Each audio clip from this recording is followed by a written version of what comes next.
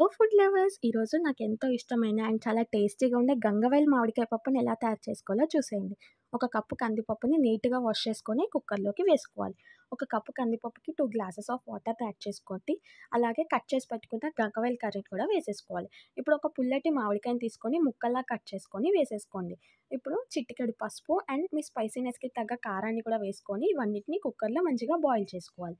బాగా బాయిల్ అయిన తర్వాత గ్యాస్ ఆఫ్ చేసి దించేసుకొని ఇప్పుడు టేస్ట్‌కి సరిపడా ఉప్పుని కూడా అడ్జస్ట్ చేసుకొని మిక్స్ చేసుకోండి. కాచుకున్న నీళ్ళని కన్సిస్టెన్సీకి తగ్గట్టు వేసుకుంటూ మంచిగా కలుపుకోవాలి. ఆల్మోస్ట్ పప్పు రెడీ అయిపోయినట్టే కదా! ఇప్పుడు తాలింపు కోసం గిన్నె తీసుకొని ఆయిల్ వేసుకోండి. ఆయిల్ హీట్ అయ్యాక ఆవాలు, జీలకర్ర, 4, 5 వెల్లుల్లి రెబ్బలు, కరివేపాకు, చిటికెడు మెంతిపొడి అండ్ డైజెషన్ కోసం లైట్‌గా ఇంగువ వేసుకోండి. తాలింపు రెడీ అయిపోతది. ఇప్పుడు మన పప్పుని తాలింపులోకి ట్రాన్స్‌ఫర్ చేసేయడమే. అంతే. చాలా సూపర్బ్‌గా ఉండే రెసిపీ గంగవాయల మామిడికాయ పప్పు రెడీ అయిపోయింది కదా!